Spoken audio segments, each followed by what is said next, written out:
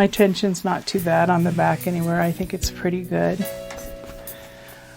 So here's the front of my quilt, and my chalk line here is almost rubbed off, and I do think in order to try to keep things down low, and because the reflection on the bottom is kind of a foreshortened thing, I think I'm going to kind of move my line down just a little bit, not quite an inch. So there's sort of my line, and everything down here will be reflection. And if my original line was a little dark, I could just kind of brush it off a little bit with my REA nail brush so that I don't get confused. You know how sometimes you mark two lines close to each other and then you follow the wrong one when you're making something. Referring to my drawing, I'm going to try to do a little bit of planning. So there's my sort of line where the ground is, I guess. And like I say, I'm not really trying to make this look exactly the same. I'm just trying to create the impression of it being the same type of a place.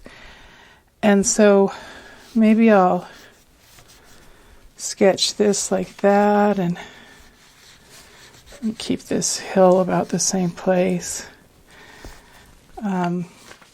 There's this tree, and I think the tree would be more effective in front of it, so I will add that on later.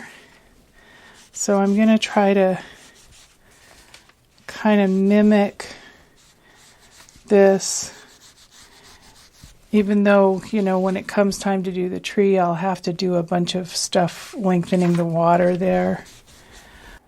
So here I spend a bunch of time thinking out loud, mostly saying that I'm going to do things that I don't end up doing. Have you ever done that? Been sure you were going to do one thing, and then in the moment you stitch something that surprises you? Eventually I decide to add in all these lights, which you can see in this close-up of the photo. What if I just do some areas that I'm not precisely figuring out exactly where these would go, but what if I just did some areas that were the creamsicle?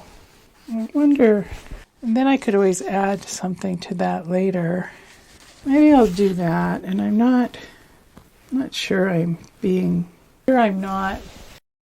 not being super precise with my placement. I could sit and figure out exactly where everything goes, but I'm just going to try to... So maybe that's what I'm going to do. Try to figure out what I want to do. Make this... There's a car over there, and I don't know what it really was, but in this picture it sure looks like some old classic car. I don't think it was. And maybe I'll go ahead and make these a little bit more like what they are, which is sort of lines. I don't know if those are headlights or what. I don't know. I almost feel like I need to just turn on some music and the air conditioning and stitch this. And then we'll see. We'll see what I do after I do it. Eventually, as I'm stitching them, I realize my headlights don't line up with my car, which is a mistake. I don't want to make excuses, but I will tell you that in general, at least 3/4 of my creative capacity is preoccupied during this time with making a good tutorial, not making these sample wall hangings. And during filming, I'm laser focused on not forgetting to turn on my camera or my mic, plus remembering to film the projects close up as well as from a distance as I'm sewing, remembering to re-aim the camera at what I'm doing. So please forgive the inaccuracy of my headlight placement. I don't know if you noticed, but I stitched the first light differently than I stitched the subsequent ones, which I do much more heavily. I do come back after stitching the whole far shore and change thread back and fix that first light by stitching over the top of it again. I do think that I may have oversized my whole far shore in my rush to get it done, but I'm going to keep going forward even though it may not be perfect. And this may be part of why I tend to redo make the same wall hangings over and over. But when I do that, I would sell one and then make another one. I've never had more than one of the same thing unless it was very deliberate in getting ready for a show. So you can see here that the realization has set in that these bottom lights are supposed to be reflections in the water. So I start disregarding my chalk marks to line them up a little better. While I'm filming, another thing that I have to check constantly is that I haven't run out of memory or battery. The latter is the reason that I missed filming the start of quilting the far shore on this fairy frost with this teal variegated thread. But here is how I'm doing this. When I'm done with this area, we'll take a look at how I did the mini and then hit a few points about tension. I will slow down for any highlights that come up as needed. So here I am determining that this area of the fairy frost is a little baggy or poochy next to this line of basting. I compensate by pressing my fabric away from the basting line a tiny bit with my left hand, but I do not place my fingers in the path of my needle. I never place my fingers in the path of my needle. If I needed to push from there, I would use half a wooden clothespin as a push stick.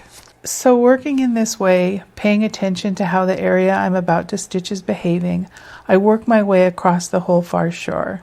You can see where I'm stitching up to each of the lights and trying to make the quilting look even. I'm leaving a few voids and I'm trying to make it all look so that it'll be pretty uniform when it's done. Should I have stitched the whole area first and then added the lights?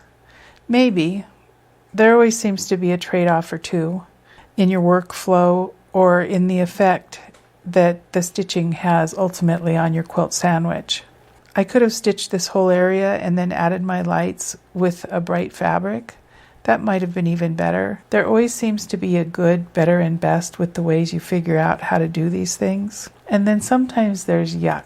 If something is truly yuck, it might be time to pick out some stitches. Or we can layer over, which is what I'm doing on the side bushes on my mini. But if we choose to layer over, both our machine and our needle need to be able to handle the layering that we're stitching through. And that's why I upgraded to this semi-industrial machine, was so that I could add layers and layers and layers and not worry about busting my equipment. Of course, I am removing my top thread, my basting, before I come to it in each section so that I don't have to pick it out later. One of the things I often do is add another layer of fabric right before I stitch, when I'd like it to peek out from behind. I did this in the same area on the mini when I stitched my far shore. I'll cover that when we look at the mini in a minute. Here I am adding some black fabric now to my full-size piece. I'll probably end up adding more trees and bushes in front of this area as well. I want the area of these mountains and trees and bushes all to meld together in my quilt as they do in the picture and in the dark, so that you aren't really sure what is there, but you have sort of a sense of it. When I plant fabric, I always try to mark the overlap with the dark chalk line so that I don't neglect to stitch far enough onto it to anchor it completely. I have trimmed away my top layer only to find that my planted fabric is completely loose. You can essentially add fabric by butting it up to an already sewn area, but it's a little fussy to do that, and overlapping is a little faster and results in a cleaner look. When I'm done stitching, I trim my fairy frost away quickly and clip all my threads as I go. After this main area is done, I add a little stitching between my peacock feathers on my bushes. Some of this stitching is more vertical than horizontal. Another reason I might have stitched the whole far shore first and then added the bushes. But I think this will work out okay. And here again, I thought doing the whole shore first and then the peacock feathers over top might shrink my quilt too much along the sides. Along the way, I remembered that there are two areas in the peacock bushes that I want to remember to fix later, and so I take a second and remark those areas darkly with white chalk. My planted fabric isn't really attached very well near the edge of the quilt, so I take a minute to do that. Finally, I rethread and come back to stitch over that first lighted area so that it'll look like the others.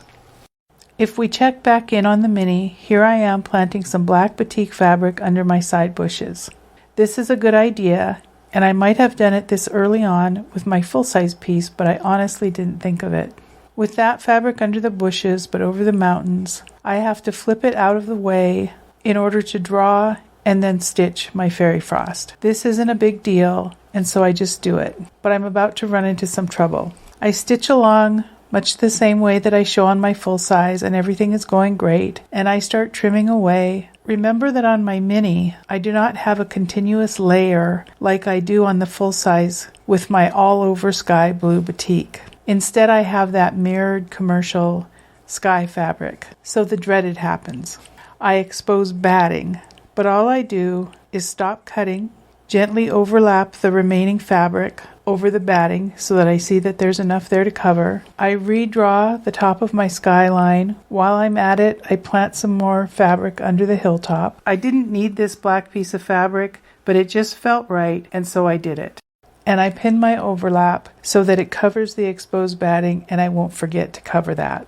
Then I sink back in, pull up threads, and restitch the top of the fairy frost so I have an extra raw edge in my design. It actually just adds a little complexity to the design. Occasionally we'll expose batting by accident. When I do it, I just figure out how and when I'll fix it and move on. If I'm going to fix it later, I might mark the neighboring fabric with chalk, but exposed batting is pretty easy to remember. If I were planning to just put a tree over this or something like that later, I would just leave it. Now, for those who have a great handle on tension and always achieve beautiful stitch quality, you probably don't need to watch this at all. For those who'd like a little bit more information on tension for what we're doing, here it is. First of all, I recently did a video on YouTube covering tension for art quilting. If you'd like a longer presentation, I'll put the link for that in the lesson activities as an option. Here is a diagram showing even or perfect tension. The top thread is purple and the bottom thread is brown. My batting is cream colored, my backing is green, and I have 1, 2, 3 layers of fabric that are pink and black. In a perfect world, we would never know what color our bobbin thread was until we turn the work over, and vice versa. Now, if one of our threads is actually just sitting on the fabric, that is incompetent tension. Your lock stitch isn't locking inside the fabric the way it's supposed to. It needs to be ripped out, but the good news is ripping it out should be very easy to do. In the real world, we can often see our other thread color a little, even though our stitches are competent enough to do the job. This is especially true when we're art quilting and we're overstitching everything, because every thread change brings the potential for a change in stitch quality. So what can we do to mitigate this if we're having a lot of show through of our other thread color on the top or the bottom? First of all, when is it the worst? Sharp points that indicate a sudden change in direction can really be problematic, especially when your tension isn't very good, and it can cause pile-ups at every change of direction. In that case, curved edges are a little easier, but they're a little harder to stitch. You might get in a habit of doing curves with a few points. That might help. I do recommend that if you're fairly new to quilting, you cut yourself a little slack. Wall hangings really are one-sided. I made this when I was learning to use my new servo motor. It is a completely different animal than the motor I sewed on for years. A little sloppy on the back with a few pile-ups on the front, I still love this early painted piece. In hindsight, I might have matched my top and bobbin threads throughout. As I've indicated, choice of thread color can make a huge difference in how noticeable less than perfect tension is. Our early projects can hide a multitude of sins by matching everything, thread both top and bottom, matched to the fabric itself. That can look pretty flat, and so I recommend practice to get better as soon as you can. In the meantime, a little surface paint or marker can add a little life and be a nice feature all its own. Here is that same mock-up. I've painted 2 feathers and marked 2 more each with metallic Sharpies. After drying for a full day, this was heat set and then washed and dried. The paint as done is too garish and would need to be finessed by mixing colors or thinning the color with extender or water. The gold Sharpie is just too subtle. The bronze could use a second coat. One of our best strategies, matching top and bobbin thread to each other, can fail us when using my personal thread of choice, variegated thread. As we'll see later, when it came time to stitch the starburst in the sky on my mini, I used solid light threads, top and bobbin, so I wouldn't have a lot of show through in this lightest part of my sky. I knew I was having trouble achieving perfect tension, and I wanted to take tan bobbin thread out of the equation. I wanted to take variegated thread out of the equation. Because personally, a long time ago, I moved to using all the same bobbin thread. This wasn't only to save time and money. It was to save time and money in the context of a business that needed to be profitable enough to make it worth doing. So as I've shown throughout this, I have a little show through on some of my backs. This is why I check my tension every time I start up quilting again, at least when I remember to. All of this is to say, obsess about tension enough to continue getting better, but never beat yourself up about it. And try not to point your bad tension out to other people. Thanks.